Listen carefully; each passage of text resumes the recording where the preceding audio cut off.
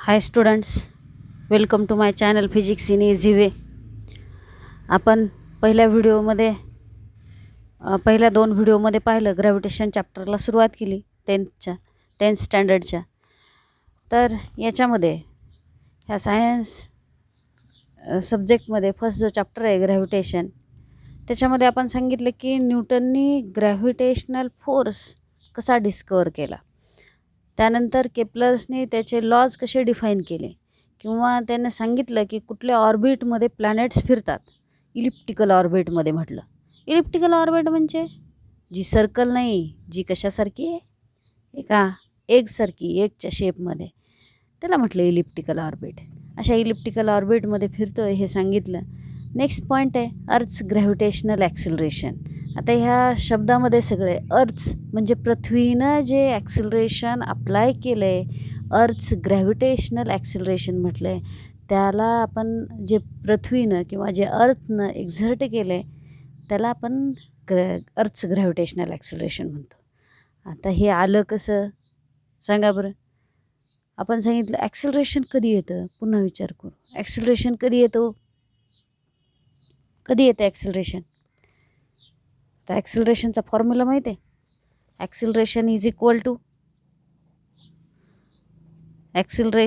Equal to लिहितो आपण change in velocity upon time.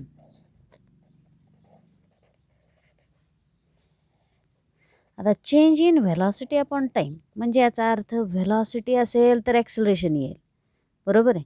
मग आता व्हेलॉसिटी असेल तर ॲक्सिलरेशन येईल, तर व्हेलॉसिटी कधी असेल? व्हेलॉसिटीचा पुन्हा फॉर्म्युला आठवा. व्हेलॉसिटी इज इक्वल टू काय? Displacement upon time. म्हणजे डिस्प्लेसमेंट आलं की टाईम येतो. आता डिस्प्लेसमेंट कधी येतं? समजा हे पेनची कॅप आहे, मी इथं ठेवली तर मला सांगा, ही सरकवण्यासाठी मला याच्यावरती फोर्स लावावा लागेल. ही अशी उचलून इथं ठेवावी लागेल, म्हणजे त्याला म्हणतो आपण डिस्प्लेसमेंट झालं आहे. म्हणजे किंवा ह्या पेन आहे, हा इथून काय केला, मी इथं ठेवला तर हा डिस्प्लेस झाला म्हणजे त्यानं काहीतरी डिस्टन्स कव्हर केलं. आता ह्या काहीतरी डिस्टन्समुळं काय आली, त्याला व्हेलॉसिटी आली. आता व्हेलॉसिटी आली म्हणजे मला सांगा, कुठलीच गोष्ट, मी सांगितलं मागच्या व्हिडिओमध्ये, विश्वामध्ये कुठलीच मोशन फोर्सशिवाय पॉसिबल नाही. न्यूटनच्या सेकंड लॉनुसार, according to Newton second law, force is equal to, आपण काय लिहितो, force is equal to mass into acceleration. Mass into acceleration आहे. मग आपण सांगितलं की ग्रॅव्हिटेशनल फोर्स आहे, मग ग्रॅव्हिटेशनल फोर्समुळं असणारं ॲक्सिलरेशन कुठलं असेल? Gravitational acceleration. ॲक्सिलरेशन कधी येतं? ज्यावेळेस चेंज इन व्हेलॉसिटी असते. आणि ज्यावेळेस चेंज इन व्हेलॉसिटी असते म्हणजे व्हेलॉसिटी आहे म्हणजे डिस्प्लेसमेंट आहे. म्हणजे आपण त्या वस्तूवरती हलण्यासाठी फोर्स लावला आहे बाळांनो. कुठून? ह्या वस्तूला इथून इथपर्यंत हलवलं आहे, म्हणजेच त्याच्यावरती फोर्स लावला आहे, त्याला व्हेलॉसिटी दिली. व्हेलॉसिटीमुळं ॲक्सिलरेशन आलं आणि ह्या ॲक्सिलरेशनमुळं ग्रॅव्हिटेशनल फोर्स आला. आता आपण हा पेन आहे, सोडून दिला, इथं पडला, म्हणजे हे कशामुळं आहे? अर्थच्या ग्रॅव्हिटेशनल फोर्समुळे आहे. म्हणजे आता ज्या वेळेस आपण असं म्हणतो की जी वस्तूवरती अर्थनं काय केलं, ॲक्सिलरेशन लावलं, म्हणजे फोर्स लावला. फोर्स लावल्यामुळे जे ॲक्सिलरेशन आले त्याला आपण अर्थ्स ग्रॅव्हिटेशनल ॲक्सिलरेशन म्हणतो. त्यासाठी पहिला पॉईंट काय सांगावं लागेल? अर्थ एक्झर्ट्स gravitational force on object near it. म्हणजे पृथ्वी प्रत्येक वस्तूवरती ग्रॅव्हिटेशनल फोर्स लावते जी त्याच्या जवळ आहे. आणि पुढचं सांगावं लागेल, according to Newton's law of motion, force acting on body results in acceleration and this force result in gravitational force result in acceleration. मग ह्या ग्रॅव्हिटेशनल फोर्समुळं gravitational force results in acceleration. मग ह्या अर्थ्स ग्रॅव्हिटेशनल ॲक्सिलरेशनची definition काय करावी लागेल? Definition? The gravitational force due to the earth on body results in acceleration.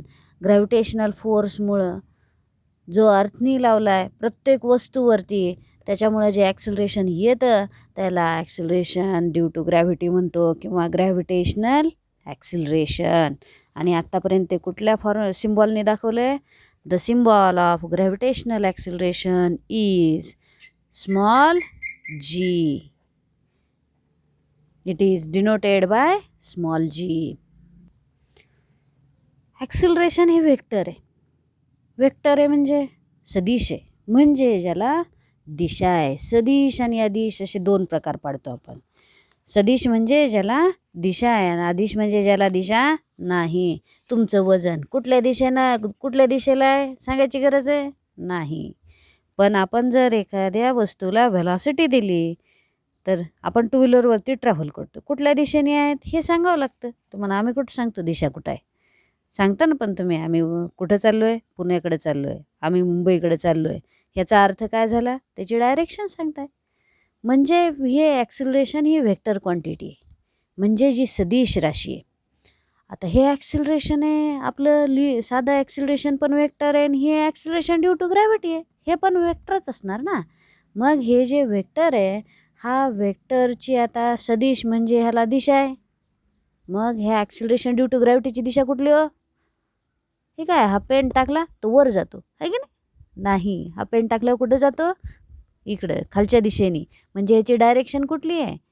Towards the centre of the अर्थ. आपण पृथ्वीच्या सरफेसवरती आहेत आणि ह्याची दिशा कुठे आहे? Towards the centre of the अर्थ. म्हणजे प्रत्येक वस्तू म्हणून तर खालच्या दिशेने जाते. मग ह्याची डायरेक्शन काय लिहायची आहे? The direction of acceleration due to gravity is towards centre of the earth. त्यांनी क्वेश्चन विचारला आहे, what would happen if there were no gravity. आता इथं जर ग्रॅव्हिटी नसते तर मला सांगा, हा पेन ग्रॅव्हिटीमुळं खालच्या दिशेने जातो, ग्रॅव्हिटी नसते तर हा असाच तरंगला असता. म्हणजे प्रत्येक वस्तू पृथ्वीकडे अट्रॅक्ट झाली नसते.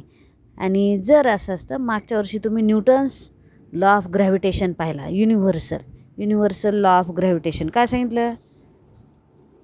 Every particle of matter attracts every another particle of matter with a force directly proportional to product of their masses and inversely proportional to square of distance between them. असं आठवलं असेल आठवलं असेल काहींना नसेल आठवलं. तर हा लॉ होता ग्रॅव्हिटेशनचा, Newton's universal law of gravitation. तर हा युनिव्हर्सल लॉनुसार मागच्या वर्षी आपण फोर्सची किंमत लिहिली, मॅग्निट्यूड लिहिली. तर त्याच्यामधल्या जी हा युनिव्हर्सल ग्रॅव्हिटेशनल कॉन्स्टंट लिहिला. आता ह्या जीची जर मॅग्निट्यूड आपण ट्वाईस केली तर काय फरक पडेल हो? तर त्याचाही आपण विचार करू खालचं डेरिवेशन लिहित असताना. त्यासाठी नेक्स्ट पॉईंट आहे value of g on the surface of the earth. हे जी म्हणजे कोण आहे? Acceleration due to gravity. ह्या ॲक्सिलरेशन ड्यू टू ग्रॅव्हिटीची पृथ्वीच्या सरफेसवरती किंमत काय येईल? किंमत म्हणजे त्याचा फॉर्म्युला लिहायचा आहे आपल्याला, ती काय येईल किंवा त्याच्यानुसार आपण किती कॅल्क्युलेट कराल हे आता आपल्याला काढायचं आहे. Using Newton's universal law of gravitation मी आत्ता सांगितला.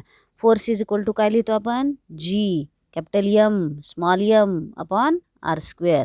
कॅपिटल एम म्हणजे mass of the first object, small M म्हणजे mass of the second object.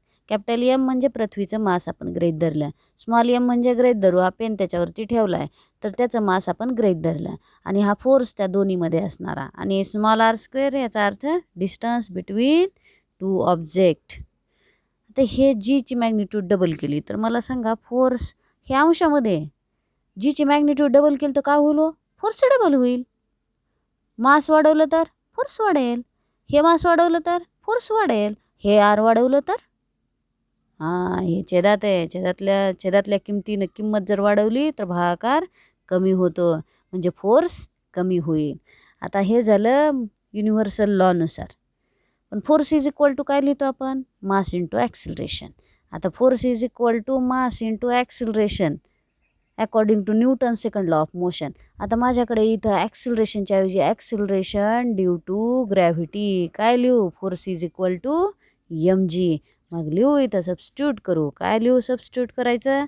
Force is equal to m g लिहिलं आणि इज इक्वल टू हे एम जी कोणाचं, तुम्हाला हे स्मॉल एम का घेतलं?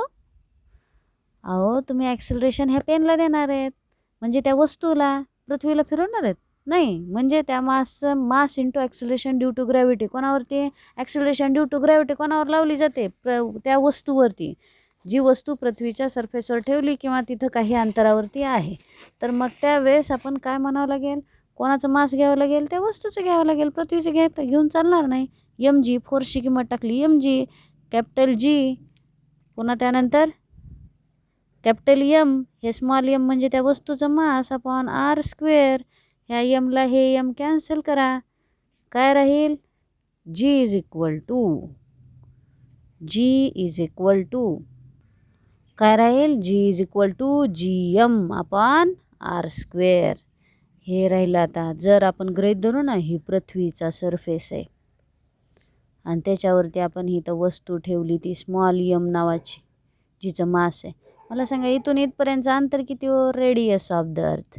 मग हे आर स्क्वेअरच्या ऐवजी आपण काय लिहू इथं, असंही चालतं, g M upon capital r square. This is the relation between acceleration due to gravity and universal gravitational constant. आता हे जीची किंमत किती आली, g M upon R square. हे जीची मॅग्निट्यूड असते 6.67 इंटू 10⁻⁻11. हा युनिव्हर्सल ग्रॅव्हिटेशनल कॉन्स्टंट आहे, वैश्विक स्थिरांक आहे, याची किंमत बदलत नाही. 6 इंटू मास ऑफ द अर्थ. पृथ्वीचं मास बदलतं का?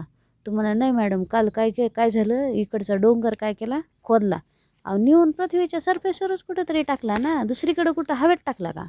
म्हणजे याचा अर्थ मास काय झालं, सगळीकडं कॉन्स्टंटच आहे. 6 इंटू 10⁻24 हे झालं पृथ्वीचं मास, डिवाइड बाय काय येईल, रेडियस ऑफ द अर्थ. पृथ्वीची रेडियस बदललेली कधी बघितली का? नाही, ती आहे 6.4 इंटू 10⁻6 मीटर. मीटरमध्ये रेस टू इथं आर स्क्वेअर आहे म्हणून स्क्वेअर लिहिलं. याचं कॅल्क्युलेशन येतं, सगळं केलं तर करून बघा. 9.77 मीटर पर सेकंद. तुम्हाला हे युनिट कुठून दिलं, ॲक्सिलरेशन ड्यू टू ग्रॅव्हिटीला. आपलं ॲक्सिलरेशनचं जे युनिट आहे तेच ह्याला येणार, ॲक्सिलरेशन ड्यू टू ग्रॅव्हिटीला. हे होतं कोणाच्या बाबतीत, अर्थ्स ग्रॅव्हिटेशनल ॲक्सिलरेशनच्या बाबतीत. आणि जो क्वेश्चन विचारला होता फोर्स इज इक्वल टू, म्हणजेच याचा अर्थ काय म्हटलं तर, what would happen if value of g is twice. जीची व्हॅल्यू वाढवली तर फोर्स वाढेल, जीची व्हॅल्यू वाढवली तर ॲक्सिलरेशन ड्यू टू ग्रॅव्हिटी वाढेल. अशा पद्धतीनं हा होता कोणाच्या बाबतीत पॉईंट, अर्थ्स ग्रॅव्हिटेशनल ॲक्सिलरेशन. पुढच्या पॉईंटमध्ये आपण व्हेरिएशन इन व्हॅल्यू ऑफ जी, म्हणजे ह्या जी कधी कधी बदलतं हे पाहू. असेच नवनवीन व्हिडिओ पाहण्यासाठी चॅनलला सबस्क्राईब करा, लाईक करा, शेअर करायला विसरू नका.